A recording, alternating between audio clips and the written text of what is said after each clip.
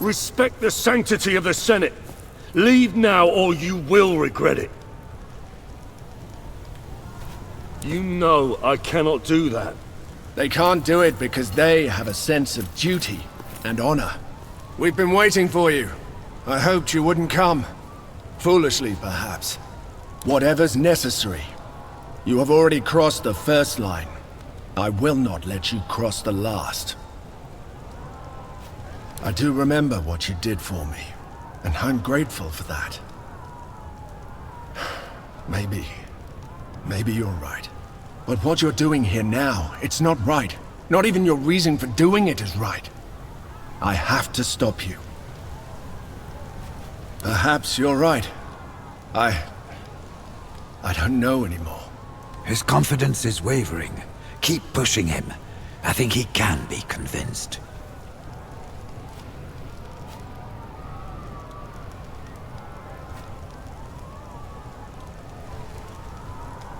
The Rome you love only exists in your head. It is a story you were told when you were a child, which is stuck. Why are you even still here, Shedian? You had your vengeance. Has it truly consumed you so much that you have latched onto someone else's just to have a reason to keep going? On the contrary, I have learned that forgiveness is more important than vengeance. Like Silvius, Lurko is dangerous and he must be stopped. But you have earned our forgiveness many times over. Don't let her silver tongue talk you into abandoning your principles, Centurio! Remember who you are, what you stand for. We will defend the Republic together. The Republic? I heard you somehow convinced Kato and Kikoro to support you. Or at least to get out of your way. Perhaps there is hope for the Republic yet then.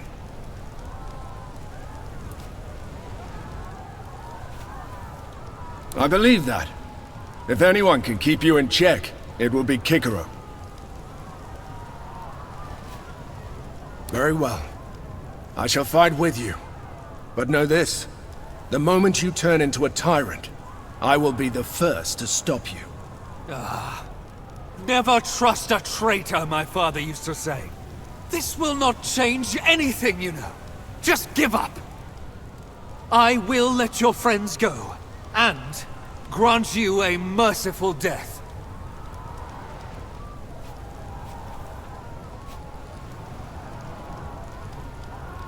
You dare leave your consul's side? Cowards! At least you'd save the honor and standing of your family, and not be branded a traitor in the annals of history. No one is laughing. You think you can murder a consul in cold blood and get away with it? They will crucify you. Surely this can't be your plan. Not even you can be this reckless. Look around you. See who it is you're fighting. Romans! All of us! I suppose you think that honor will be yours. Look at where we're standing! At what you're doing! It is fascinating that you remain so blind to your own hypocrisy!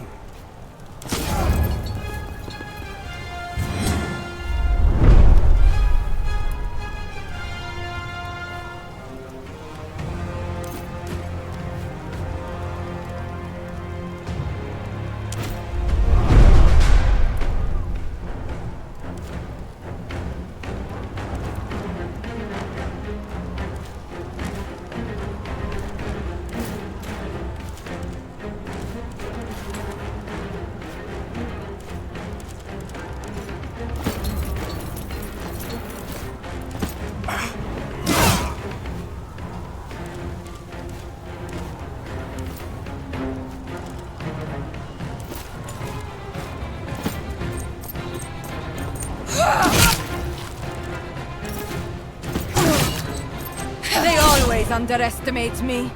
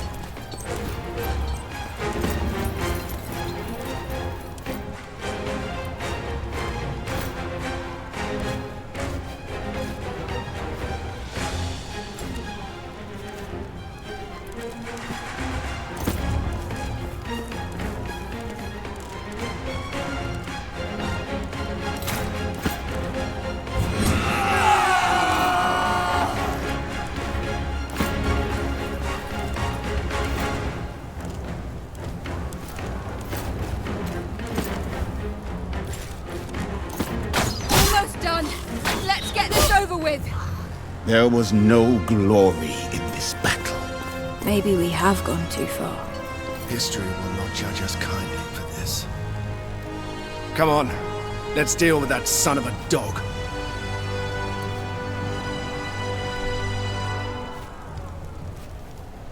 Can you not hear the angry mob outside? Can you hear the cries of the helpless that you swore to protect? When will you understand that everything you fought for... What is happening? The roof is falling. Seek cover!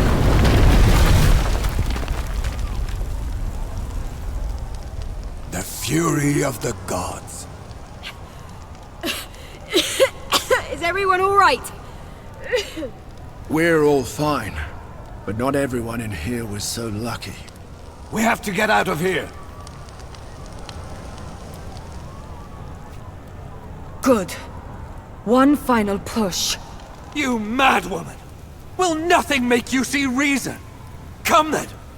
Claim your vengeance!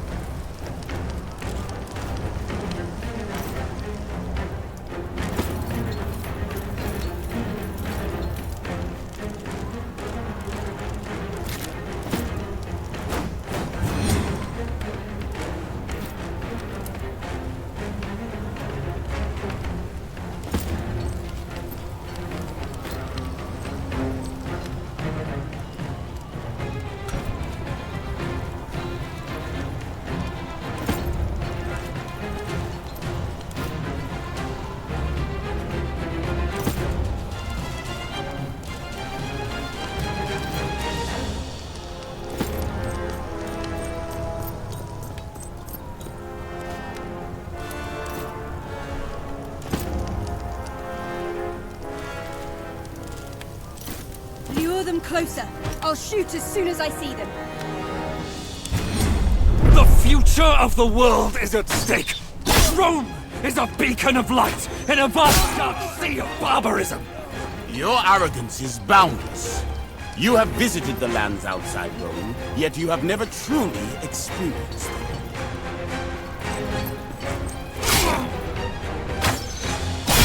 Can someone help me?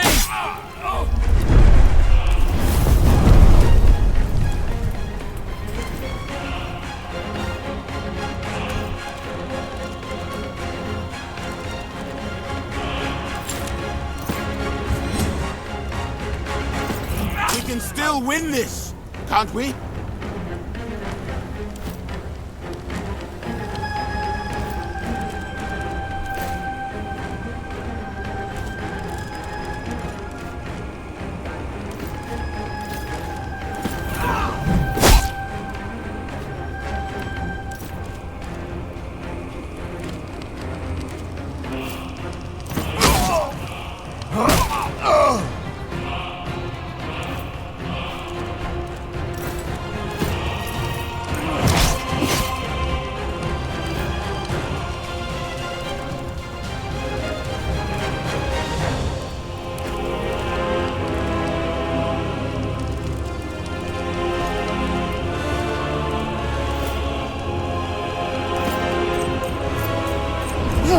Why you are still standing?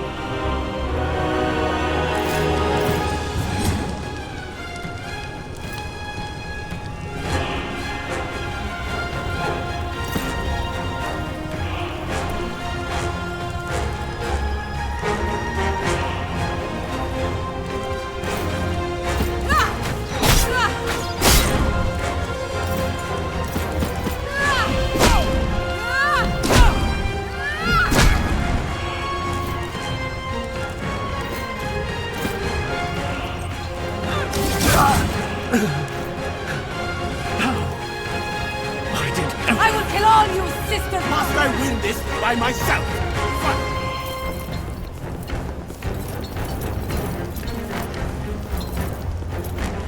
There will always be more obstacles for me to conquer, and I will conquer them! Tiberius! You really are a sight for sore eyes. Where's your family, traitor? Your hubris has awaited nemesis for a long time, Lucretia. I am here to assist my family, but that's not you. You would betray your own brother for the sake of a whore! Let us cleanse this bloodline.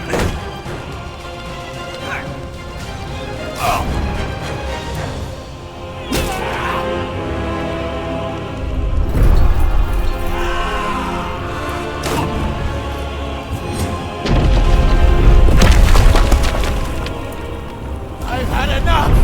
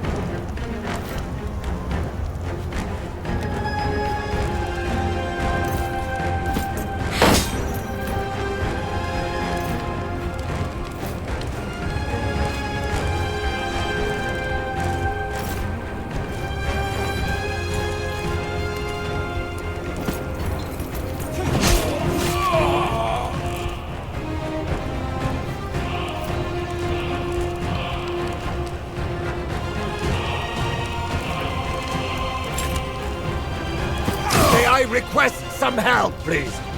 It's all right. You're going to live.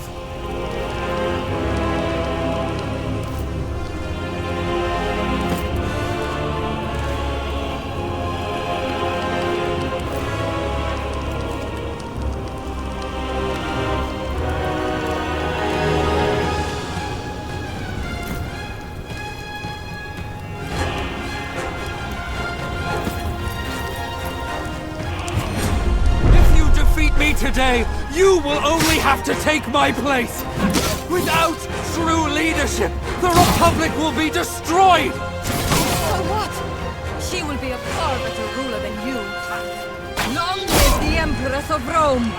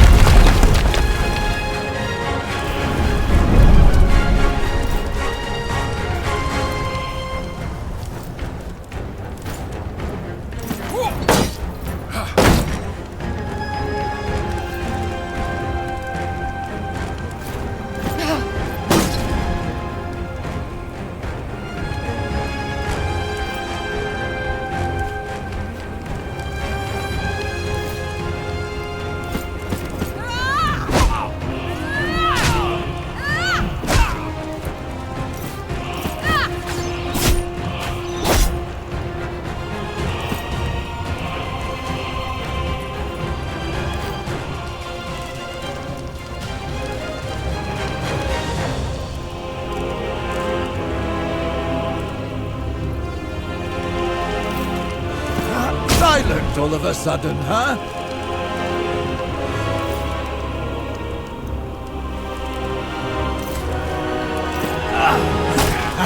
I still got it.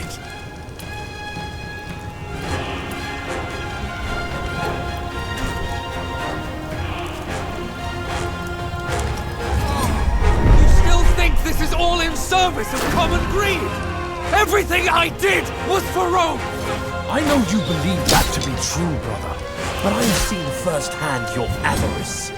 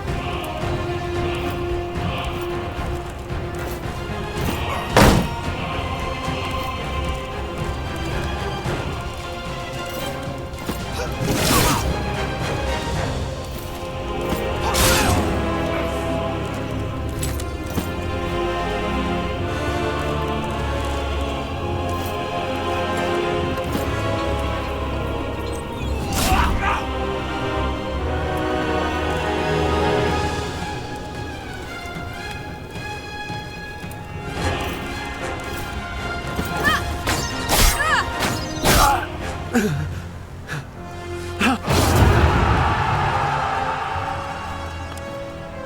back!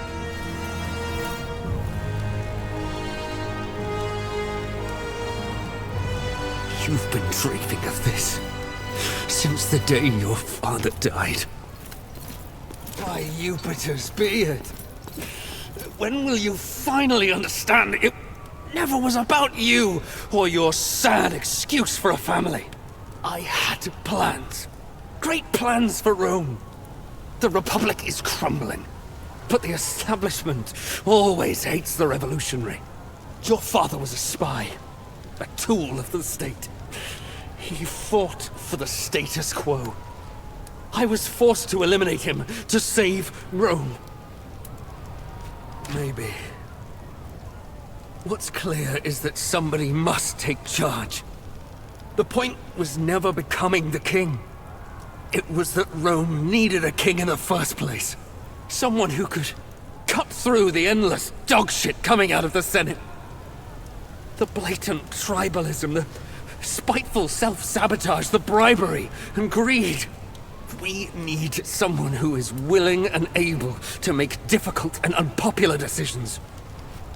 If a decision is made for the right reasons, it can never be wrong. You think, of all the things a murderer might say to her victim, I agree. I didn't see it coming. Always thought you were a bit of a coward. Turns out I was wrong. It seems the part I intended my role to be in molding the first Emperor of Rome. When I am dead, your reign will begin. Salve, Rebius. I don't have much to say. Let me repay you for manipulating me and exploiting me your whole life. Tiberius, you fool. You weakling. And now, you'll do the dirty deeds of... Up!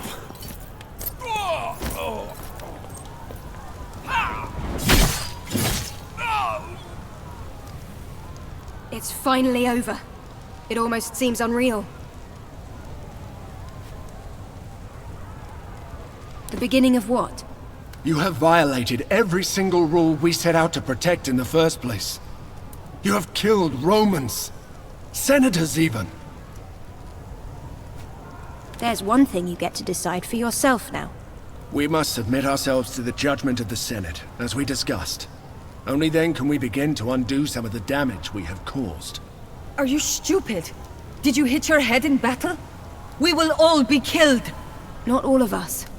She will probably be condemned to death indeed, but we will not be punished as harshly.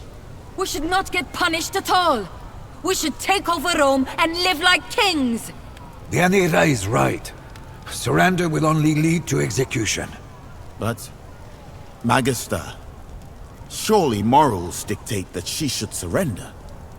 Doing anything else would be immoral, and thus make her a lesser woman. She's like my own child. She would be a lesser woman, but a woman who is alive. They will not just let us go. We all attacked. Well, I certainly do not want to be executed.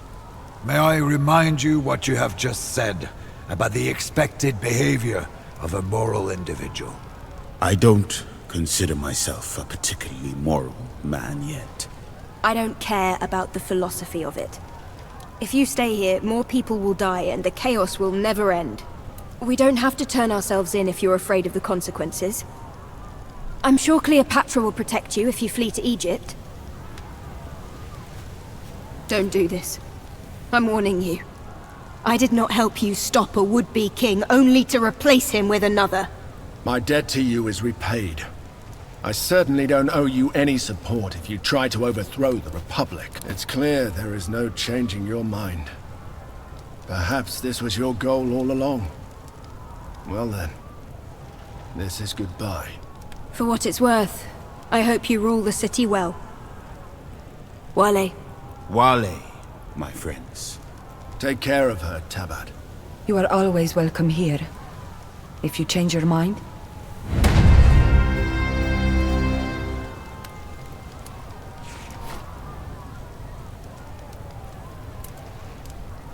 So it was that the Republic of Rome, which had long rested on an unsteady foundation, was finally torn to the ground. From the rubble rose a new, strong empire. Though the institution of the Senate was maintained for centuries to come, all power was stripped from it and granted almost in full to the new ruler of Rome.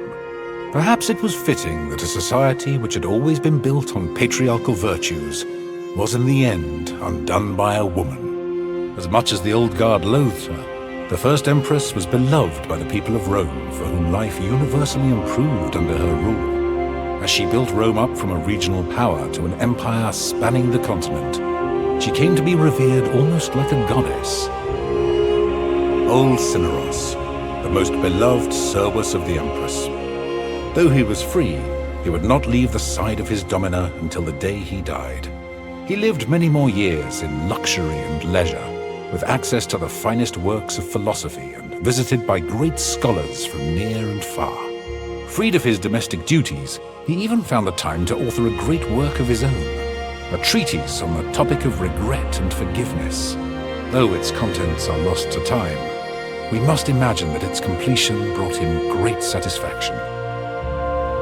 Caeso left Rome with Lucretia and their daughter. They traveled to Africa, as Caeso remembered the warm nights and the lush Nile Delta fondly. Here they found a place to settle and made a peaceful home for their family. Though their relationship was distant at first, their devotion to their child drew them together, and their affection for each other grew stronger through the years. To his surprise, Caeso took well to fatherhood, and soon he and Lucretia had many more children. Despite her redemption in the eyes of the law, Callida at first left Rome to travel. Exhausted from her role in bringing about the fall of the Republic, she needed time away to clear her mind and ground herself again. Eventually she returned to settle down in Rome, where her connection to its new dictator made her more safe and free to live her life on her own terms than she had ever been before. Still, she remained distant from her old friends, and she never again got involved in politics nor warfare. Bestia stayed by the side of the Empress of Rome, becoming the leader of a new imperial guard. Uncompromisingly loyal, he was an enforcer as much as he was a protector, and eventually he became one of the most feared men in the Empire. As soon as things had quieted down, Bestia traveled to Africa once more to look for his sister. He did find her and bring her home, and she lived happily there for the rest of her life. Deianira stayed by her beloved's side, enjoying the life of luxury that Roman society could afford. Though she would never feel quite at home in Rome, it seemed nothing could trouble her as long as they had each other. Eventually, they did make the journey to Sherthia together, where she reconnected with her family. Vitellius Scaevola left Roman politics and moved to Upper Latium with his wife Liliana, where they raised their children together in peace. Cato remained an important figure in Roman politics, staying by his wife's side for the rest of their days.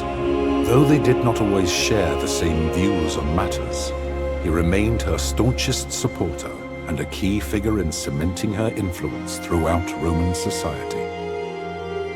Cicero remained in the Senate, even after the institution had become a mere shell of what it once was.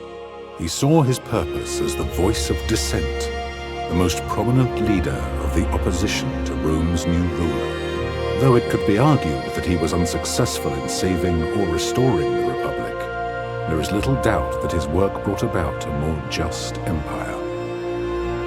Pompeius left Rome and returned to Hispania.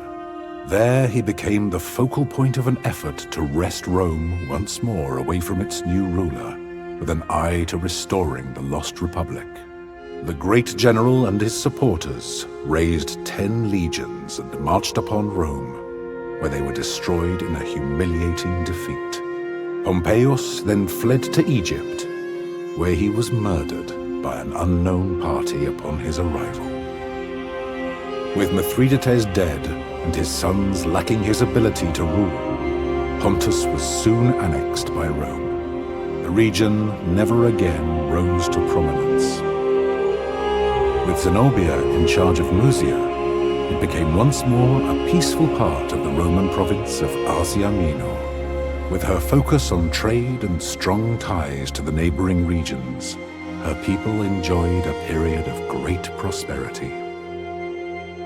Grateful for the mercy he had been shown, and no longer with Mithridates to tempt his greed, Damianos quickly resumed political leadership of Thracia. Here, the gladiator rebellion that had started in his school was threatening to spiral out of control. Thanks to Damianos, the gladiators were pacified quickly, and without inordinate bloodshed. Lunia's death sent Nazarmanes spiraling into a fractious conflict, as greedy elders from minor tribes attempted to fill the void her passing had left behind. Though Queen Cleopatra attempted to bring the region under control, her attentions were too divided, the conflict too great for her to manage. Rome was forced to send more legions to enforce peace and stability with an iron fist. Though Africa Proconsularis eventually saw peace again, the traditions and culture of the Berber population were lost forever. Queen Cleopatra Philopator was, from the day of her coronation, a greatly beloved Queen of Egypt.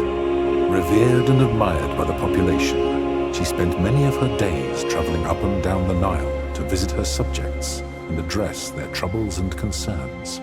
Under her rule, Egypt remained a powerful and prosperous nation and a strong ally of Rome. The fruits of the Nile flowed freely to the people of the Republic. After traveling all across Africa for many years, going wherever her instincts took her, Rhea eventually returned to Memphis and to the service of Tener at the Temple of Ubasti. When her mentor passed away, Rhea naturally assumed the mantle as High Priestess of the Cat Goddess. Though the old faith was dwindling, she was greatly beloved by many, and her temple prospered, always home to many, many, many cats. With Diwydiachus once more assuming rulership of the Aedui, the tribe maintained a strong alliance with Rome, and through it, they greatly prospered. With the aid of the Aedui, Gallia slowly unified under Roman rule, and civilization soon began to creep into those lands in the form of paved roads, aqueducts, and fortified Roman towns. In his old age, did the Druid ever regret hastening the absorption and suppression of his own faith and culture? We will never know. The once proud and strong Arverni were greatly reduced by the defeat of Vercingetorix, but his survival gave them hope. His will to make war upon Rome had been crushed, but he remained a strong figure of leadership among his people, even despite his failures. With his guidance, the tribes of Gallia remained unified and somewhat at peace, and vestiges of their culture and traditions survived their gradual subjugation under Rome. In this work, I have done my best to recount the history of this fascinating period, truthfully and accurately. As I have scoured the sources and spoken to many who claimed to have heard the story from someone who was there at the time, one thing that has stood out to me is the pivotal moments along the way where our story could have turned out very differently. Could the Republic have continued without an emperor? I believe so, if the legatus had been willing to make the necessary sacrifices. But it is clear that the personal cost would have been great, as would the risk to the highly troubled Republic in the absence of leadership. In many ways, Rome was already an empire in want of an emperor. One should always take care when second-guessing historical figures with the benefit of hindsight. Here in the present, there will never truly be a way for you to know how you might have acted if you had lived in the past. Nor can you ever be certain how history will remember you.